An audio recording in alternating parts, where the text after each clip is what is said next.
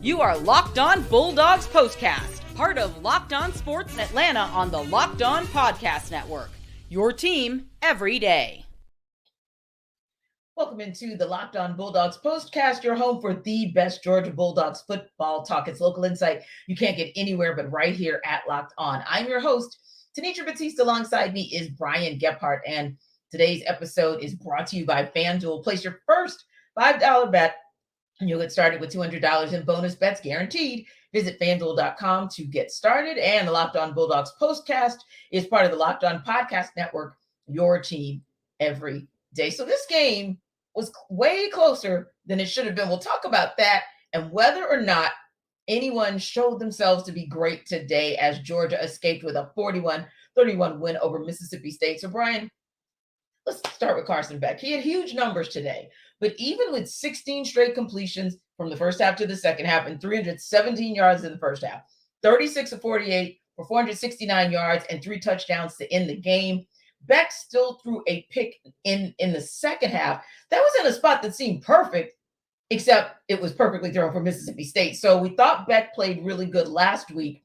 Did you feel like he moved us to great today? He's somewhere in between. He's in purgatory there a little bit. Like he wants to get back to great, and he's thinking about it. And I think the numbers show like, oh, wow, he had a great game. And if you didn't see this, and that first interception was kind of, all right, those things happen. I'm not going to put a lot on it. Sure. Because he threw it a little bit higher, could have been a little bit.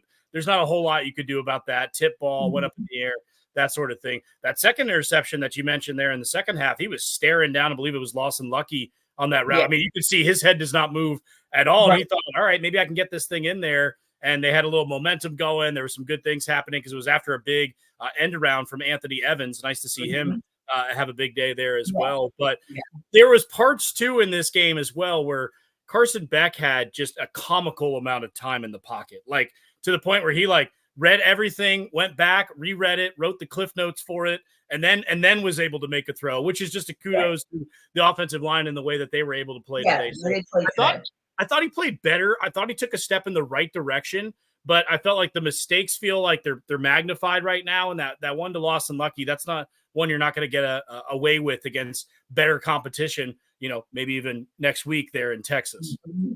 Yeah, I would agree with you on that one.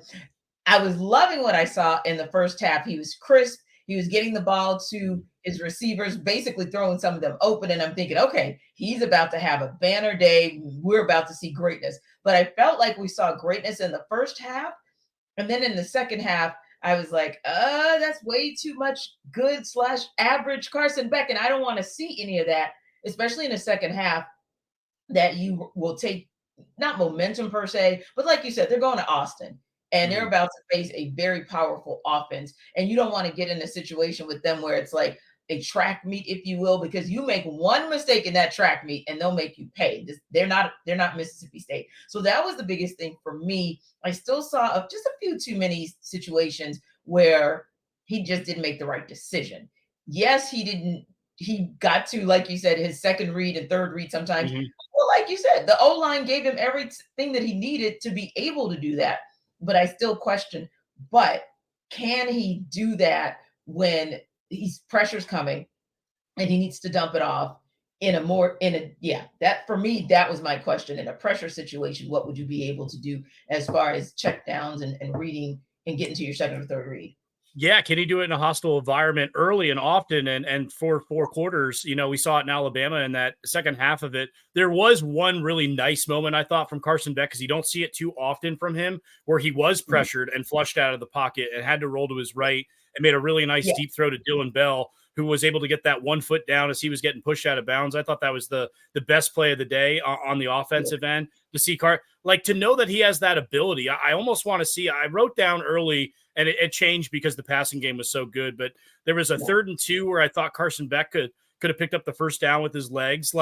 He has that ability, right? Like, people keep going back to Georgia folks specifically, like, oh, do you miss Stetson Bennett because he was able to rush? I think Carson Beck has that same ability, but he's been so wired to pocket, go through my reads, go through my progressions, and do everything. Almost like he's just like getting ready for Sundays in that way. But it's like, take off, young man. Go ahead and pick that thing up. Like he can scoot a little bit. He can move. He's actually he genuinely is like deceptively fast when he takes off. So if he were to do that a little bit more, I think that would just give a little bit more of a threat, because there's not a ton of things that scare you in this passing game. Yes, they were able to utilize their speed and get Arian Smith the ball, get Anthony Evans the ball, which was nice. But it was nice to see that one moment from Beck rolling out and going, okay, making a play outside the pocket where he didn't have forever and a day to be able to make the throw. Yeah, I definitely like the call on rolling out. And I also agree with you. There were times when he had all the time in the world from that O-line, and it's like, well, take off.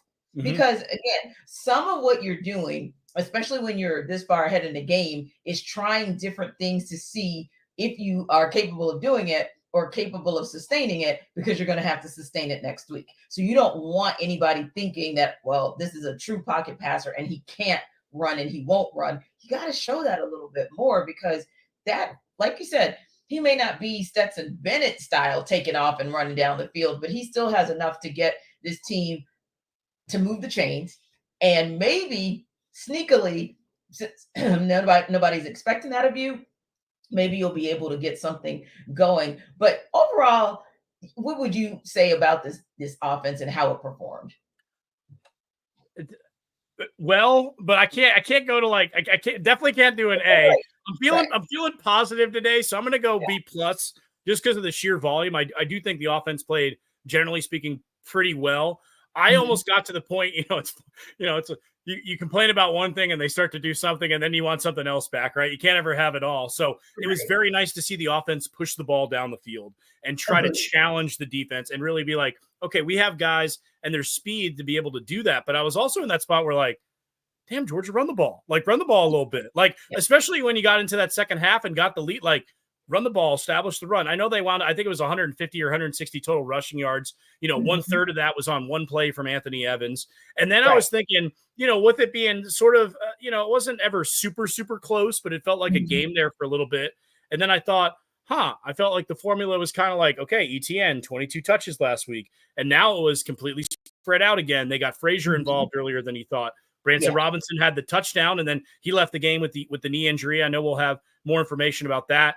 Hopefully he's okay. But there was that part of, okay, why did they give ETN the ball a little bit more? And why was there no tempo at certain times? Because, again, the times that they've gone tempo over the last handful of weeks, it's led to success. So it wound up being not a slow burn. Last week was a slow burn on offense. There were some quick shots and stuff, but I'd like to see a little bit more out of the run game. But overall, I thought it was a good performance from the offense, and I'd give them a B+. Yeah, I felt like we started mentioning Trevor Etienne's name way too late in that game.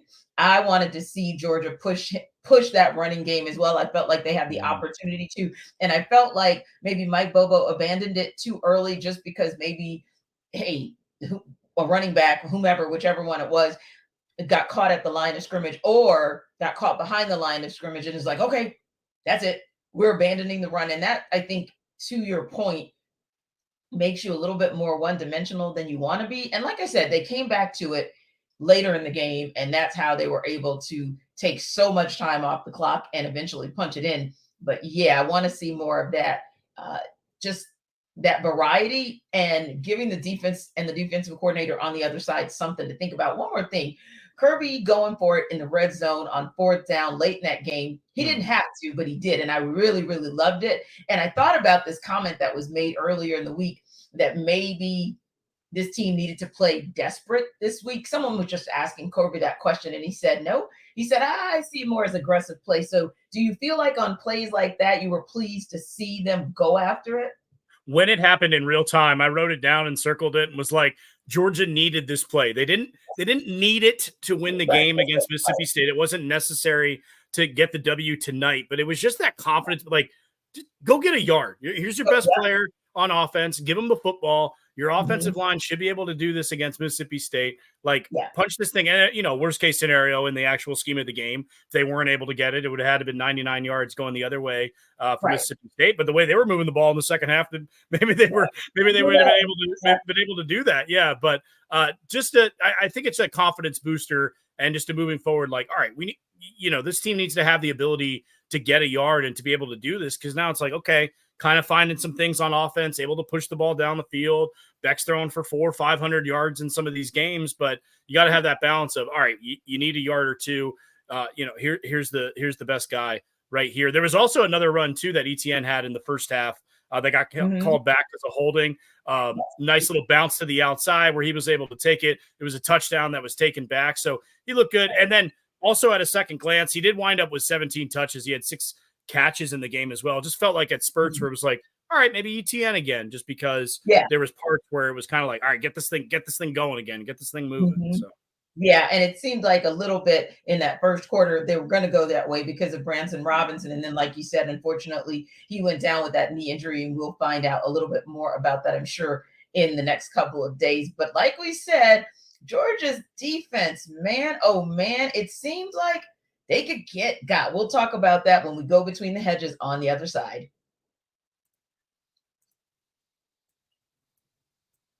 This episode of our Locked On Bulldogs postcast is brought to you by FanDuel.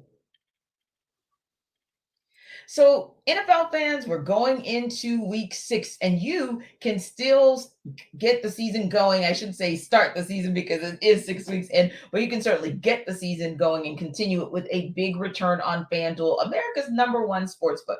So when you get a hunch in the middle of the game, you can check out the latest stats, view live play-by-play, and so much more on the same page where you place your bets. So get started with $200 in bonus bets guaranteed when you place your first dollar bet at FanDuel.com. So again, maybe tomorrow you're watching the Falcons take on the Panthers in Carolina. You get a little hunch in the middle of the game. You can check out the latest stats, view live play-by-play, and so much more on the same page where you place your bets. And NFL fans, you can do it right there at FanDuel.com because FanDuel is America's #1 sportsbook.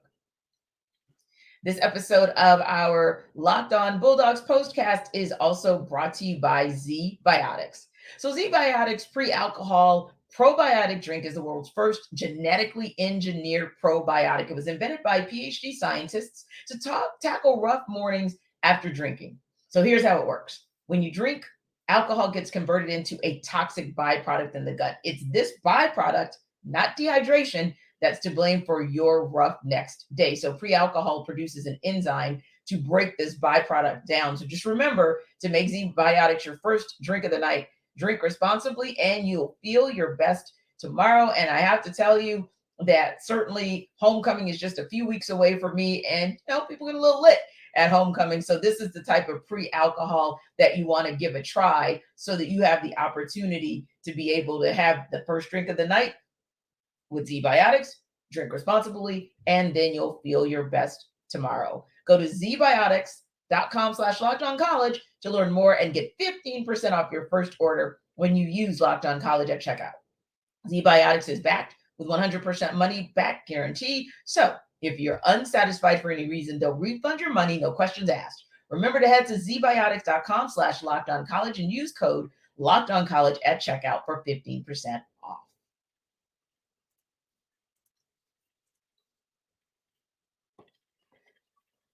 So, Brian, this was an interesting game, and kind of when we say demoralizing, it was probably more demoralizing for the fans and those of us who were watching the game. But that Dogs defense held state to 4 first downs in the first half. They only gave up 12 yards, in fact, in 12 plays in the first quarter, but they were still a little shaky in the first half. And there was this one particular play, Mississippi State's second possession. UGA had 10 men on the field on a third down play. So they forced a timeout to waste that to avoid a penalty. That's just one example of what happened there. And ultimately, it led to a 3-and-out, but that was still really messy. So do you think the mistakes were a one-off, or did you feel like in that moment that was kind of a foreshadowing of the clusterfuck we saw in the second half? It seems like it's becoming a little bit of a theme with the lack of communication, or miscommunication, at least in the secondary, which is, by the way, very alarming to me. Just in the sense of, this is one thing every Kirby team that's ever existed, or Kirby defense, has been good at, is communication in the secondary. Sure, have mistakes been made here and there, but full out blown assignments on multiple touchdowns in this game. Malachi Starks coming up in the box. There was the one where the guy rolled out on 4th and goal for Mississippi State, wide open in the flat.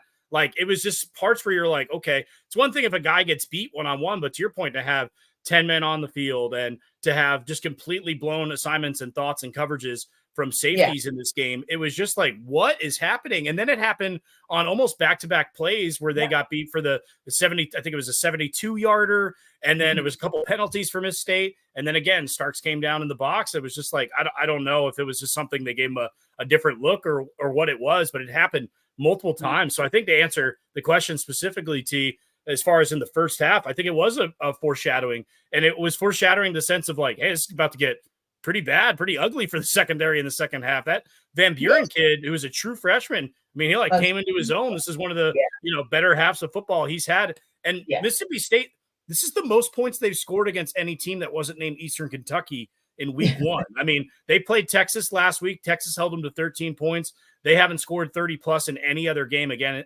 since that opening week. So it was just kind of, and it kept happening towards the end of the game where you're sitting there going, all right, you're going to score again. And it's going to be 41-31. And for Mississippi State to go in there and put up, any team to put up 20 plus in Sanford Stadium is good. But if you're Mississippi State going in there and putting up 30 plus, and I know there's no moral victories in the SEC, like Mississippi State should be really proud of what they were able to do offensively. And there's a problem on that secondary for Georgia. Yeah, I gotta agree with you. I want to go back to that play that you mentioned where wide open in the flat on a fourth down, you just walk right into the end zone. And one of the things I first thought about was, this is happening a little bit too much to Malachi Starks. Like, why am I having that reaction, and why am I having that same conversation every single week? It feels like, at least for one play. Today it felt like 10 plays where we didn't know what the secondary was doing. We didn't know, like, what are you thinking? What are you seeing that we're not seeing that's making you miss at clips where, like you said, I mean, they were getting explosive play after explosive play. And it's funny because at halftime, Kirby said he wanted to see his defense have more eye control after just 2 explosive plays in that first half. And then we saw him give up 14 points, get gashed in the third quarter. And even on that last score of the night, like, you let them score to the point where they had an opportunity to kick an onside kick and maybe somehow miraculously win this game. The fact that they were in position to go for an onside kick, to me, BG, is very, very problematic. And I just don't understand why we're seeing this. But I think it goes back to what you said.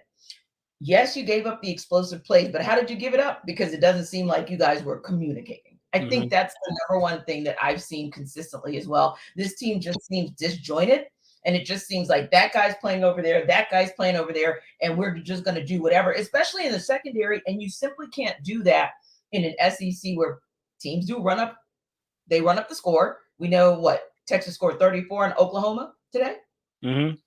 So very much so, you got to figure out how to get those guys to communicate better. And the other thing too that sticks out about this is at home. Like this is a situation where you're playing Mississippi State at home too. This wasn't like, it wasn't even Auburn last week, like a fan base like that's going to show up and make an impact in that little corner there in Sanford Stadium. Like, this is as easy as it can possibly get in terms of communication amongst yourselves. So, and then you go into that thing next week and it's Texas and it's Quinn Ewers and it's all that.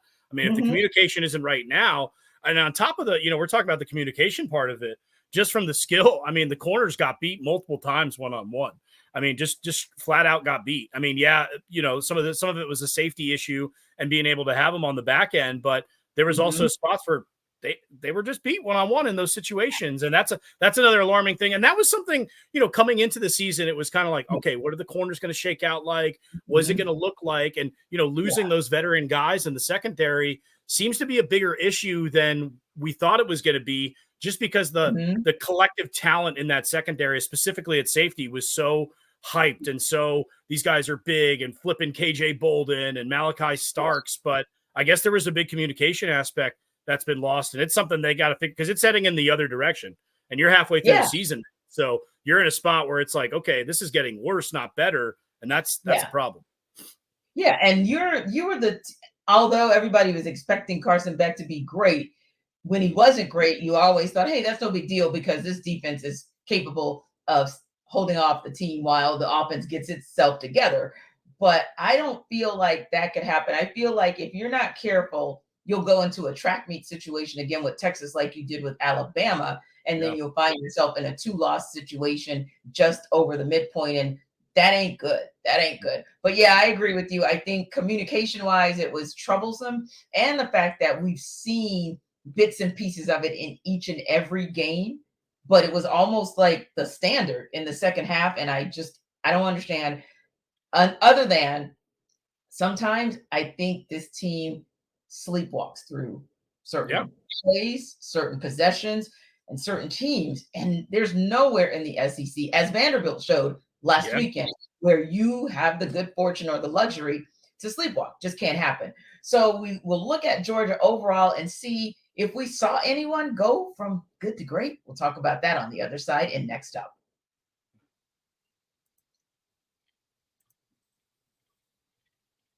This episode of our Locked On Sports Postcast or Locked On Bulldogs Postcast is brought to you by Robinhood. With Robinhood Gold, you don't need a silver spoon to eat up the financial favors of the 1%.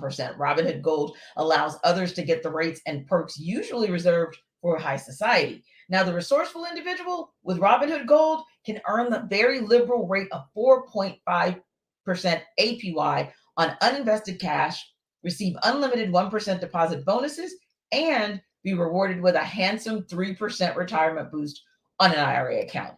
Now, Robinhood Gold also provides the privileges of a high net worth for any net worth. These generous benefits are now available for only $5 a month. So the new gold standard is here with Robinhood Gold. Sign up at Robinhoodgold.com.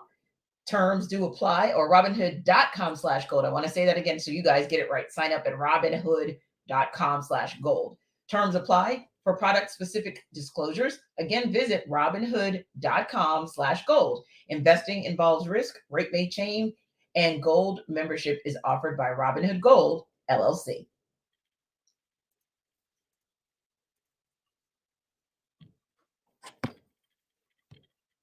Locked On Sports Today is a free 24/7 sports streaming channel that's programmed for you every day to bring you the biggest stories without all the noise. Locked On Sports Today brings you can't-miss analysis, opinions, and news, streaming 24/7 on YouTube or the free Amazon Fire TV channels app, part of the Locked On Podcast Network, your team every day. So we talked about the offensive side of the ball, the defensive side of the ball, even special teams today.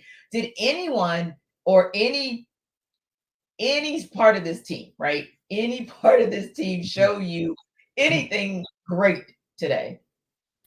A couple of things stood out to me. The pass blocking on the offensive line, I thought was really, really good. Ernest Green got beat a couple times early on in the first half, and he's struggled a little bit so far this year, just in terms of being that next great left tackle, top 10 type pick, like the standards and what people are expecting of him, his expectations. He hasn't quite met up to those yet, but I thought the pass blocking was really good. I thought Anthony Evans wound up doing his job today. A lot of people have been talking about him, the need for him to get the ball on the offensive side, and he was explosive. We saw it. I mean, when he touches the ball, good things happen. He had a 52-yard run. He had a very sneaky catch, too, before the end of the first half, which I think is just more of what you'll see from him moving forward. Because to me, I think he could be a better version of Arian Smith. I know Arian Smith had a really productive day, but Anthony Evans just being able to weave in and out. I also just trust him to catch the football a little bit more. We also had a couple more drops from Arian Smith today. Is a really tough catch to make in the end zone. And then the other thing for me, it wasn't one person. It was about 92,000 of them. I thought the crowd was really good, up until like late third into the fourth, where it sort of became a malaise. But then again, they're fans. So you got to do what you got to do on the field in order for them to get up for it. But there were parts that, like, there were a couple third downs in that third quarter and second quarter. You could really hear and feel the crowd. The broadcast talked about it as well. So I think the offensive line, when it came to pass protection and the run game, for the most part, I thought they were really good. They did their job. Anthony Evans and the crowd. Those are the three people I'd say, hey, you're going to get your paycheck today, And I got to co-sign on that as well. I felt like, how I feel the O-line is so important. I think they are the brains of the operation, if you will. And I thought that they showed that for the most part today. So excited to see that, because there were times this season where we also said, man, oh man, Like, is this offensive line going to be able to win in the trenches? And today I felt like they finally won in the trenches against that Mississippi State defense. Gotta agree with you as well, because Anthony Evans is someone that you talked about on our Bulldogs football party on Tuesday. You wanted to see more of that ball in his hands because you felt like he could be very productive.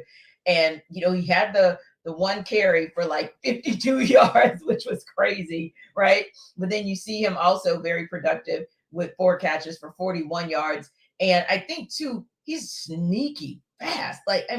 He was lightning fast today. And that for me was another thing. Like, he was ablaze. And I think with Georgia, they kind of need somebody like that who, like you said, can catch the ball, who can move at a moment's notice so that they can keep pace, because it will have to be a tempo game next weekend for them to keep up with Texas. Yeah, he has similar straight line speed, I think, to Arian Smith, Anthony Evans, that is. But to me, he's just got so much more wiggle. He's got so much more juke, so much more side to side, so much more. And I think, it's awful. Helps you. Yeah, and it's awful. We talked about it earlier this week, and Colby Young suspended indefinitely. We're still waiting to hear more details about that whole situation. But, as far as the growth of the receiving core and this team long term, it may have been one of those blessings in disguise in terms of on the football field, what winds up happening with Anthony Evans. He was basically forced into action now because it's like, okay, Ra got dismissed from the team. Now you got Colby Young gone. You need somebody else out there to be able to do something. And I thought today was a real, he's got to be a big part of the game plan against Texas next week, because I do think that's a game where you're going to need to put up at least 30 to try to win that thing. One other guy I thought played pretty well and is starting to show and separate himself in the room is Lawson Lucky. He's made a couple catches now. He's kind of coming up in bigger plays. He had the touchdown. Carson Beck locked in on him on that interception as well. But I think Lawson Lucky is starting to emerge as kind of like, okay, this is the tight end who should get the most reps. I know there's talk about Delp and Urasek and how they're going to be involved, but he's starting to separate himself as well. And you're to that point now where it's, okay, you don't need all 6, 8, 10 receiving options out there as you get into the second half of the season, some of these bigger and more important games. Narrow it down to who your 4, 5, 6 guys are, and I think that'll help the offense grow and really take off.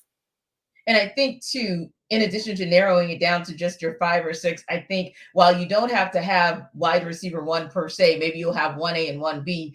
When these things happen the way they did today, for example, you start to say to yourself, okay, Anthony Evans, he did his thing today. And so there's an opportunity for him to kind of show himself. We saw that Arian Smith had a fantastic game today. So obviously he's a weapon as well. So I think in addition to having those 5 or 6, when the game is on the line and you have more than one option, I think that's a good thing for Carson Beck as well. And I agree with you. The 12th man showed up today. 92,000 of them showed up today. And they were quiet because the play of the team made it that way. But when they needed them the most in that fourth quarter, where literally State was coming for them, they really showed up and showed out. So I think that Kirby will be asked that question, I'm sure. And I think that you can say that they actually did their job. And we know that the Dogs are going to have to do their job next week, because going into Texas is going to be an absolute challenge, their biggest challenge of the season so far, even more so than Alabama, because Texas is the team that you can arguably say is complete and has played complete ball just about every game this season.